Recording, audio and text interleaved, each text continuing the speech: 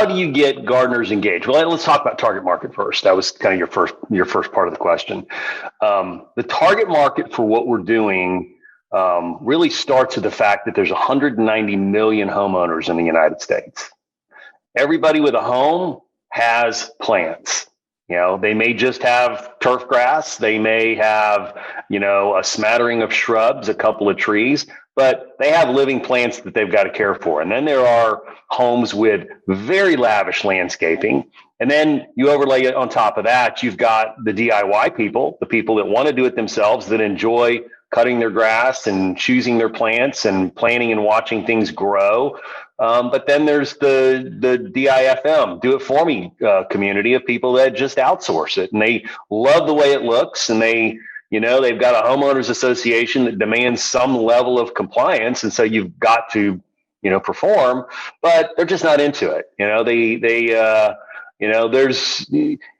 lot of us had grandparents that were into gardening and had, everything from farms to rose gardens and so on. And, I believe a lot of that got lost in the last two generations as we've gravitated towards a demographic that is fueled by instant gratification.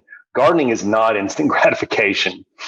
Gardening is the long journey, and it's really not about the end game. It's really about the journey. The end ultimately results in the same at different periods for different types of plants. The end is the plant dies. That's the end. And that's not a destination that anybody looks forward to in gardening. They enjoy the process of shaping and caring for and companion planting and learning about, the origins and histories of every plant and, what does it attract? There's a lot of plants, especially the natives, that are hosts for caterpillars, which become, monarch butterflies and honeybees and, the insects that are responsible for, about 40% of all the food production in the country. And so, you kind of can get easily sucked into the life cycle and the ecosystem of, how does this plant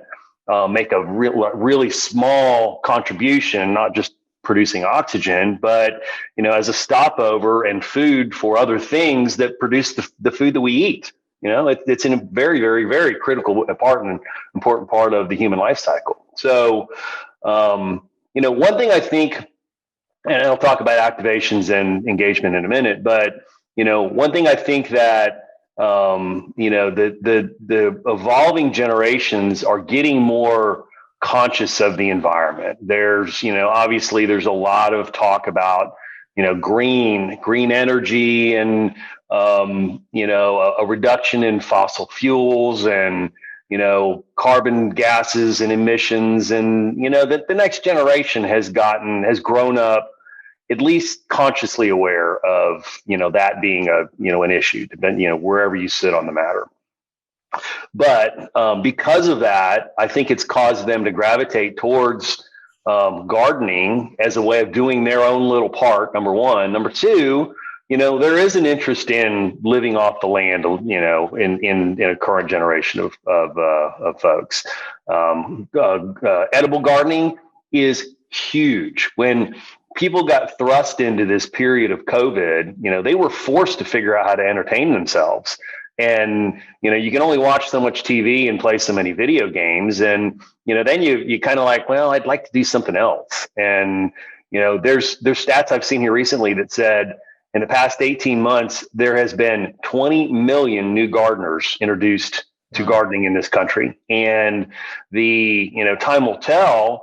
But, the theories in the industry is that most people will stick with it. They've discovered this thing. They've bought some plants. They've succeeded and failed, but, they've developed a new hobby and a new passion. And, once you have living things, people, pets, and plants, you don't want to kill any of those. So it gets, it'll get your attention. You'll learn about it, figure out how to be, achieve some level of success. So, to your question about activations and engagement, those are digital marketing. Let's just, if we can, let me interrupt you there, if I may. Sure. So let's just kind of walk people through that. You're walking through a store. You've gone into a Lowe's or a Home Depot or and locally one of your partners, Rubel's, or somebody Shades of else. green. Yep. Yeah, and they're looking at a plant and they say, hey, you know what? I like that. I think that's pretty cool. That's a good looking plant. That's beautiful. I think it'll flourish. Now what do I do? Yep. So let's talk about how you can leverage our technology in that scenario. There's the traditional way of you take it home and you scour the internet and try and figure it out, or you just put it in the ground and hope it works. And when it doesn't, you go to a garden center and you either take back the bones of a dead plant and ask for a refund, which some garden centers will give you, or you try and solve it before it's too late, or you ask somebody. There's a lot of different tracks to success and knowledge and information there. But using our technology, you can get ahead of it. Number one, you go to a garden center and you've got, an impulse buy. You can use our technology to figure out, a lot of information about the plant, like its sunlight requirements, its watering requirements. Is this a difficult plant to grow? How often do you prune it? When do you when do you fertilize it? What type of fertilizer do you use? And here's another big one for outdoor gardening versus indoor gardening. And our technology has got, our objective is to be the single source of information for all plants, whether it's turf grass, trees, fruits, vegetables, house plants, shrubs, perennials, annuals. Every bit of it is in our plant library. So then how do you access that? How do you, all that data and that information? So let's go back to your question. Somebody's in a garden center and they want to figure out, I like this plant, but I actually want to do a little bit of diligence on it and figure out what I'm signing up for in advance of spending a bunch of money, because plants are expensive, and taking it home. So, you would use our technology to take a picture of a plant. We've got machine learning and artificial intelligence built in to do image recognition. So you could take a picture. The PlantTAGG system will identify the plant and it'll bring you a backup plant profile. Gives you a lot of information about everything that I just described. So you just take a picture of the plant, not the plant tag yet. You just take a picture of the plant, and it's kind of like the music service Shazam, right? It is, yeah. And it automatically gives you all the information about that plant. It does. Yep. And here's another kind of scenario, path to purchase journey, or, awareness journey scenario is we partnered with the Dallas County Master Gardeners Association. And, we're in the process of expanding outside of just Dallas County's Master Gardeners and Master Naturalists, which we partnered with here locally, into surrounding counties, then all of Texas, then all of the country. And what that does is, our partnership with the Master Gardeners is so tight that, it's helping us to build and enhance the content that we've got about every plant, because they built a program that has been approved by their oversight, which is Texas A&M AgriLife, to work on and develop content for PlantTAGG to earn the community service and continuing ed credits that they have to achieve every single year to maintain their Master Gardener status. So, our content is best in class, number one. The other thing that we're doing is we're PlantTAGG enabling the community gardens that these Master Gardeners care for. And there's a bunch of them around every county. It's where they go. The Master Gardener's objective is to educate the community on best practices in horticulture. I mean, that is their highest level objective. And so our partnership is absolutely perfect, because we PlantTAGG enable the gardens that they take people to help them learn about plants. And when they're in the gardens, they use our plant ID to identify a plant, learn about all the details about a plant. They can add it to their favorites list, and then they can actually go off to their local garden center and find that plant and go home and buy it and plant it and care for it themselves. So do they need to download an app, the PlantTAGG app, in order to do that? Or do they just use a QR code, or how does it work? So neither. It's a web app. And so what people are used to, it's mobile only. So people are used to going to the iTunes store or the Google Play Store and downloading a mobile app when they're looking for solutions like this. We decided that we were going to build a web app, which is lightweight. There's no credentials. It credentials itself by using a token on your phone. There's no app updates. It's really very, very, very efficient and lean. And, when we were looking at, how do we, what's the fastest path to putting our technology in the hands of somebody that's interested in learning more about plants, you don't want them to have to sit for 5-10 minutes, download an app, learn the app, set up a login and a password and all the nonsense that we're used to. You want to put that solution in their hands and make it active and functional as soon as possible. So web app's the way to do that. It functions on every mobile device.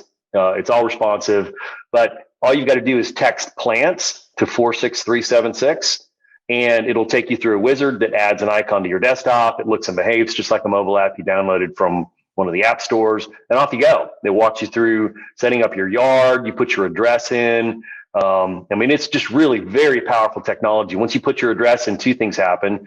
We connect to your local NOAA weather station and pull in 10 years of climatic data, including free or temperature points, climatic temperature points. So it will be freeze points, heat points, max temp, min temp by day, week, month, and year, precipitation, wind, humidity, a whole bunch of stuff.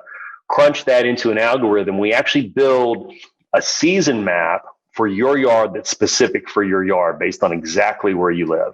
And so the foundation, the fundamental, the very, very first thing that dictates success and failure in gardening of any plant is location. You have a plant that lives where you are, and how do you care for that plant based on exactly where you live, which has to do with climatic, peak temp and min temp and, first freeze and last freeze, native soils, which you can amend to get the soil chemistry that you're looking for, but native soils, native pH, and some things of that nature. It's all extremely critical in the success of gardening. And that is the magic and the foundation of PlantTAGG is we start understanding where you live. We build this season map that is built precisely for your yard. Then the next step in setting up a yard would be to set up microclimates, which we call zones. And a microclimate are the areas of your yard that differ in climatic characteristics, such as sunlight, soil, and pH. And so you set up, like in my front yard, I've got a huge live oak tree that is full shade, and right next to it, I have nothing, so it's full sun. And those are two very dramatically different microclimates, but the common landscaping technique is to have the same stuff across the front of your house. If I do that, half is going to live and half is going to die because it's very dramatically different.